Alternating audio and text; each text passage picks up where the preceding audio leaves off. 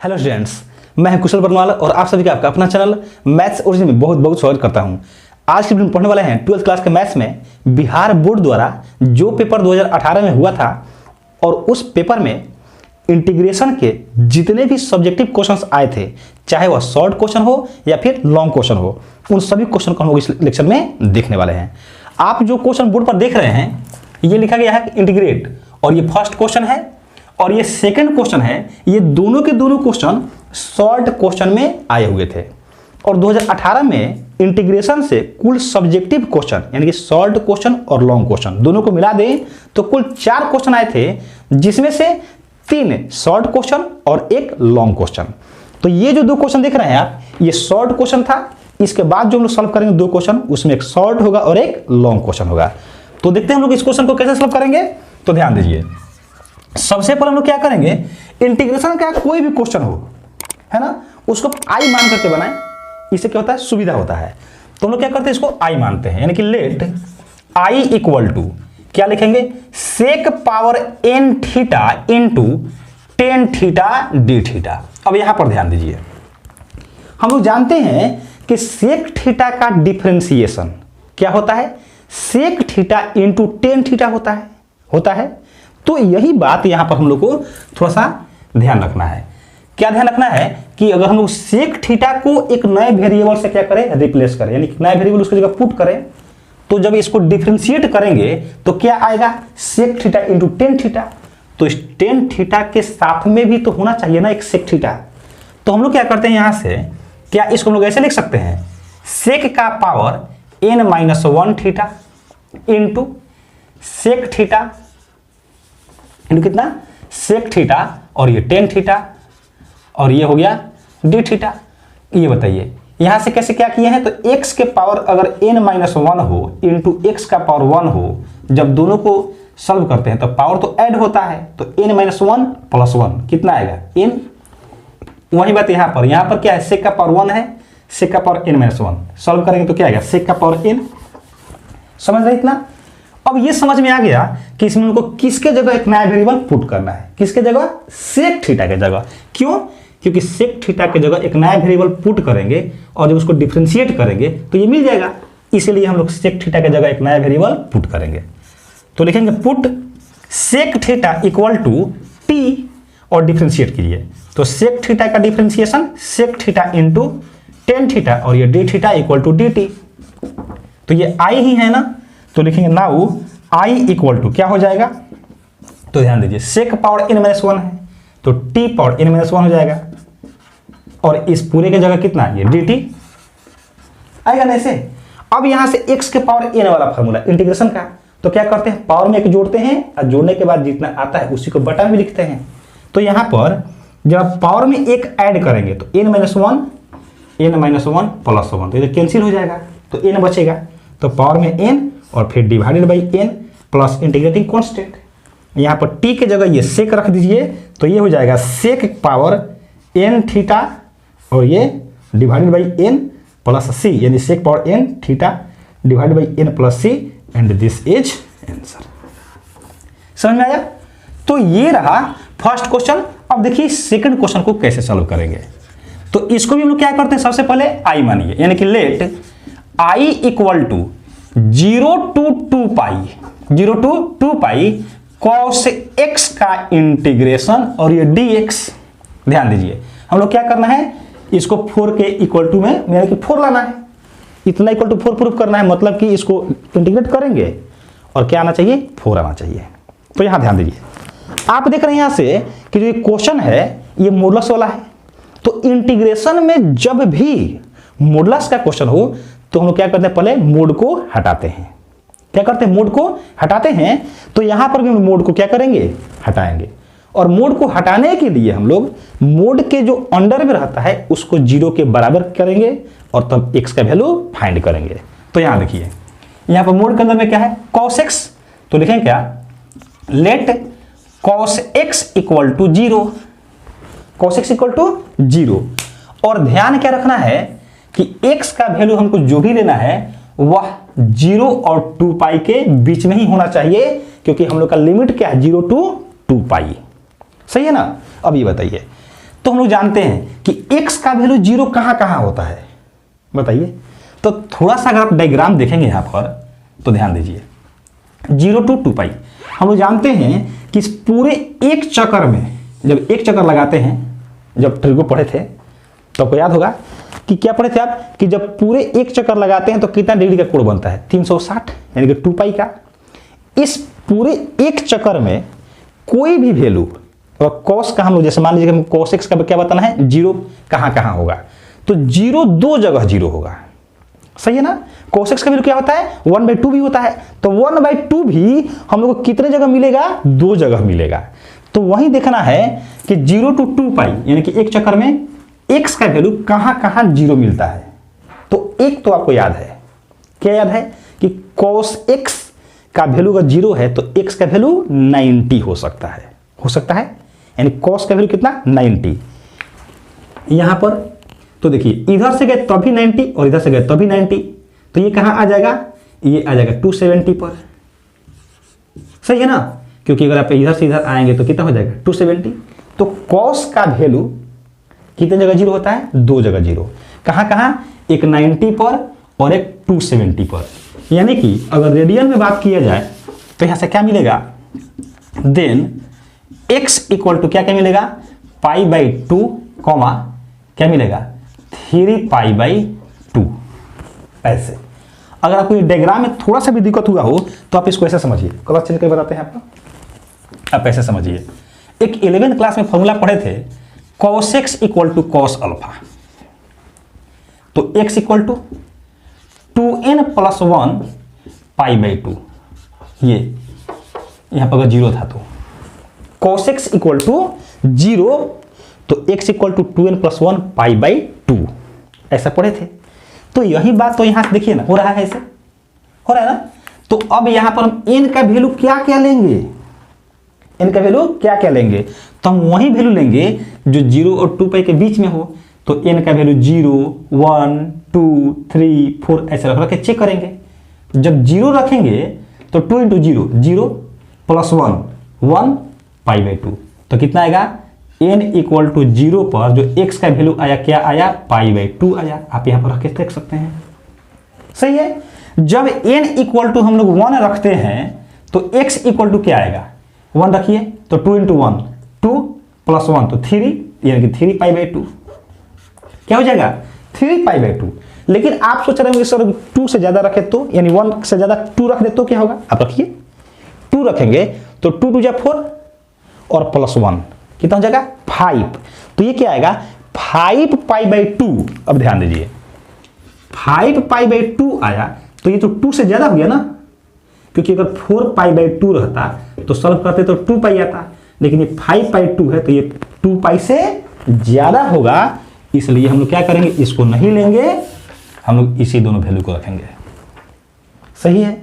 तो मैं उम्मीद करता हूं कि आपको जो डायग्राम मैंने उससे अच्छा से आपको ये वाला मेथड समझ में आया होगा, सही है। अब आइए यहां से हम लोग x का वैल्यू निकाल लिए। अब यहां से i क्या लिखेंगे, तो नाउ i इक्वल टू, अब यहां ध्यान दीजिए 0 लिखिए और इसमें छोटा कौन है, π/2, तो 0 to π/2 cos x मोड में ही रहने दीजिए dx, फिर प्लस अब π/2 से बड़ा, अब क्या मिलेगा हमको 3π/2, क्योंकि देखिए 2 पाई लेंगे तो फिर बहुत ज्यादा हो जाएगा, तो क्या लेंगे 3π/2, सही है ना। cos x dx प्लस 3π/2 से कहां 2 पाई, और ये हो जाएगा cos x और ये dx। एक बार इसको फिर समझे, हम लोग को 0 और 2 पाई के बीच में वैल्यू क्या क्या मिला, तो मिला हम लोग को π/2 भी मिला और ये 3π/2 भी मिला। तो इस तरीके से जो वैल्यू हुआ वो तो ऐसे हो जाएगा, x इक्वल टू 0 π/2 3π/2 और ये 2 पाई, ऐसे हो जाएगा ना। तो अब बताइए कहां से कहां तक, 0 to π/2 लेंगे, फिर π/2 से 3π/2 लेंगे, फिर 3π/2 से 2 पाई लेंगे, और वही तो काम यहां पर किया गया ना। अब ये बताइए अब क्या करना है हम लोग को कि मोड को हटाना है, तो मोड को हटाएंगे तो कैसे हटाएंगे, अब यहां समझिए। इसके लिए फिर अब डायग्राम देखिए, यहाँ समझिए, यहाँ तो बता सकते हैं क्योंकि ये एक्स्ट्रा में समझना है हम लोग को। हम लोग जानते हैं कि फर्स्ट में क्या होता है, सब पॉजिटिव, ऑल पॉजिटिव होता है फर्स्ट में, होता है इसमें ऑल पॉजिटिव, इसमें साइन और कोसेक पॉजिटिव, इसमें टेन और कॉट पॉजिटिव, और इसमें कॉस और सेक पॉजिटिव। यानी कॉस पॉजिटिव कहाँ कहाँ, फर्स्ट में और फोर्थ में, सही है ना। ये बताइए 0 to π/2 किस क्वाड्रेंट में आएगा, तो ये तो फर्स्ट क्वाड्रेंट में आता है ना, इसलिए क्या हो जाएगा प्लस, तो यहां हो जाएगा cos x dx और ये 0 to π/2, सही है। इसको अच्छा से समझे, क्या बोले हैं, cos x प्लस कैसे आया, लिमिट क्या है 0 to π/2, और 0 to π/2 यही होता है, ये 0, ये π/2, ये पाई और ये 3π/2 ऐसे होता है। थोड़ा सा इसको हम घेर देते हैं ताकि आपको अच्छे से समझ में आए, सही है ना। तो 0 to π/2 में cos x क्या होता है, पॉजिटिव होता है, बल्कि सब पॉजिटिव होता है, तो cos भी पॉजिटिव होगा। अब दूसरा जब आप देखेंगे तो यहां ध्यान दीजिए, यहां पर क्या है, ये है π/2 से कहां तक, तो ये हो जाएगा 3π/2 तक। अब बताइए π/2 से, अब देखिए इस पूरे को अगर आप इधर से यहां तक आएंगे तो इस पूरे में क्या होता है, नेगेटिव होता है, इसमें भी नेगेटिव, इसमें भी नेगेटिव, तो जब मोड हटाएंगे ना तो ये नेगेटिव साइन लेके आएगा।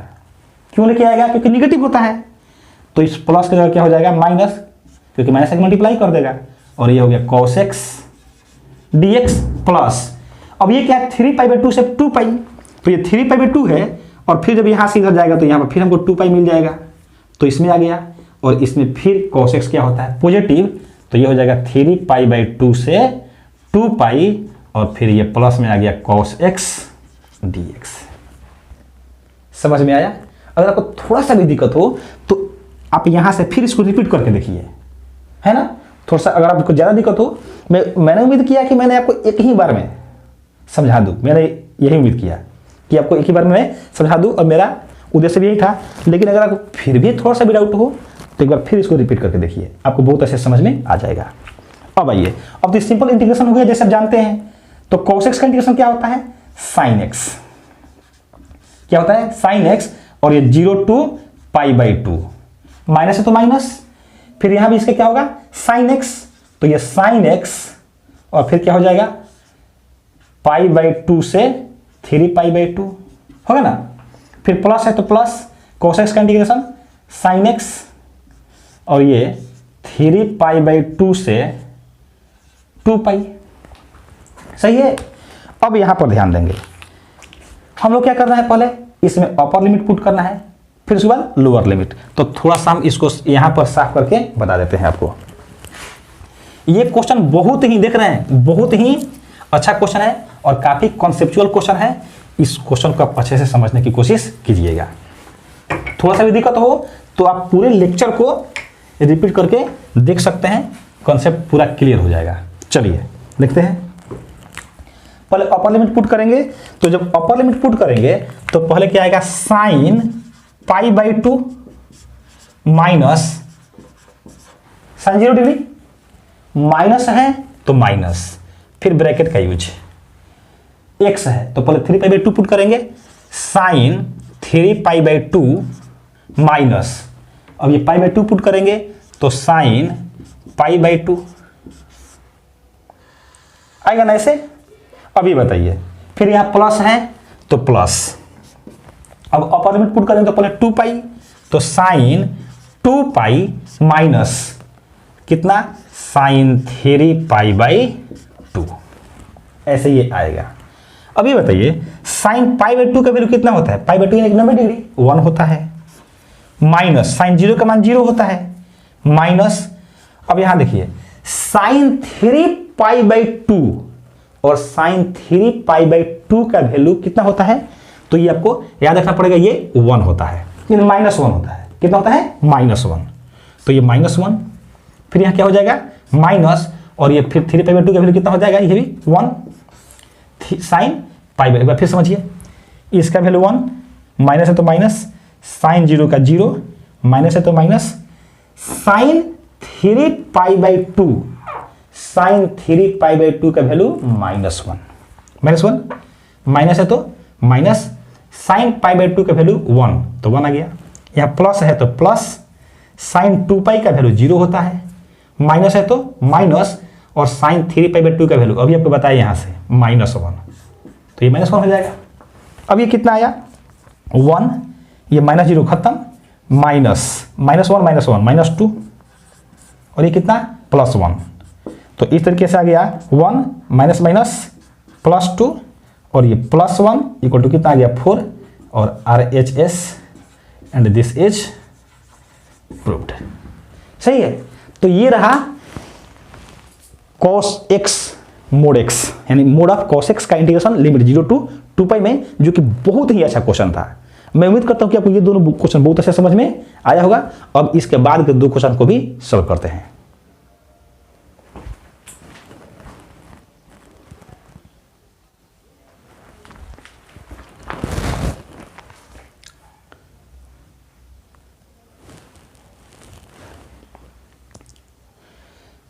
तो देखते हैं हम लोग कि log of tan theta plus cot theta d theta का integration 0 to pi by 2 limit में कैसे करेंगे।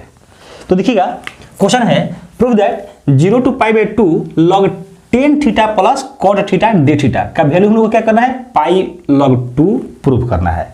ये भी क्वेश्चन हो सकता है कि इवेलुएट और दिस, तब भी प्रोसेस वही रहेगा, क्या बस होगा क्या कि पाई log 2 जो आएगा वही हम लोग का आंसर हो जाएगा। तो देखिए कैसे सॉल्व करेंगे। इसको जब हम लोग सॉल्व करेंगे तो सबसे पहले लिखते हैं लेट i इक्वल टू, और ये हो जाएगा 0 to pi by 2 log tan theta plus cot theta और ये d थीटा। ध्यान देंगे स्टूडेंट्स, आप यहां पर देख रहे हैं कि 0 to a वाला प्रॉपर्टी दिख रहा है, 0 to a, बट अगर आप प्रॉपर्टी यूज करते हैं तो फिर यहीं आ जाएगा, कोई फायदा नहीं होगा। तो ऐसे में क्या करते हैं हम लोग, इसको थोड़ा सा सिंप्लीफाई करते हैं। सिंप्लीफाई करने का मतलब क्या कि इसको साइन कॉस में चेंज करते हैं। तो देखिए क्या आता है, जैसे ही चेंज करेंगे ये होगा 0 to pi by 2 log tan theta का स्थान पर क्या लिख सकते हैं, sine theta by cos theta, plus cot theta की जगह पर cos theta by sine theta, ऐसे लिख सकते हैं d थीटा। जब इसको थोड़ा सा सॉल्व करते हैं तो ये आता है 0 to पाई बाई 2 log, और ये डिनोमिनेटर में हो जाएगा cos theta into sine theta, और न्यूमरेटर ये यहां मल्टीप्लाई करेगा, ये यहां मल्टीप्लाई करेगा, तो ये हो जाएगा sine square theta plus cos square theta, और ये हो गया d थीटा। और ये तो ट्रिग्नोमेट्रिक से आप जानते हैं वैल्यू कितना होता है 1, तो ये हो जाएगा 0 to pi by 2 log 1 by sine theta into cos theta, ये और ये d थीटा। यहां पर हम लोग को एक प्रॉपर्टी यूज करना पड़ेगा, लॉग का एक फार्मूला कहिए। फार्मूला क्या होता है, log a बाई बी। देखिए log a बाई बी, तो फार्मूला क्या होता है, log a minus log b। Formula use करते हैं, ये हो जाएगा 0 to pi by 2 log 1 minus log sine theta into cos theta, और ये d थीटा। ऐसे अब यहां से आप ध्यान देंगे log 1 का वैल्यू होता है 0, log 1 का वैल्यू कितना होता है 0, तो ये तो खत्म हो जाएगा। तो बचेगा क्या, तो यहां से ये बचेगा माइनस, ध्यान देंगे log 1 इसका वैल्यू कितना होता है 0, तो ये खत्म हो जाएगा। तो क्या बचेगा माइनस, तो माइनस को बाहर कर दिए, लिमिट 0 to पाई बाई 2, और ये हो जाएगा log sine theta into cos theta, और ये d थीटा। सही है इतना। अब ये बताइए कि हम लोग जानते हैं log साइन x dx का integration 0 to pi by 2 limit में जानते हैं, log cos x dx का integration 0 to pi by 2 limit में, ये भी जानते हैं। अगर आप नहीं जानते हो तो इस क्वेश्चन के लिए एक अलग से वीडियो अपलोड किया गया है, और ये आपके बोर्ड एग्जाम के लिए बहुत इंपॉर्टेंट है, इसको आप अवश्य देखें। इसका लिंक भी डिस्क्रिप्शन बॉक्स में दिया गया है। तो हम लोग क्या करते हैं, कुछ इसी पर इसको ब्रेक करते हैं। एक फॉर्मूला होता है log a इंटू बी। क्या होता है formula, log a into b, log a plus log b, तो ये हो जाएगा limit 0 to π/2 log sine theta plus log cos theta और ये डी थीटा, ऐसे हो जाएगा। सही है ना। अभी बताइए, इसको हम लिख सकते हैं -0 to π/2 log sine theta plus sine theta d theta.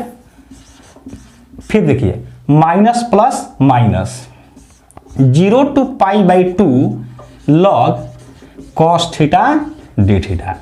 अभी जो बात मैं आपको बता रहा था कि log साइन एक्स dx का इंटीग्रेशन 0 to π/2 लिमिट में, log cos x dx का इंटीग्रेशन 0 to π/2 लिमिट में। आप जानते हैं कि नहीं जानते हैं?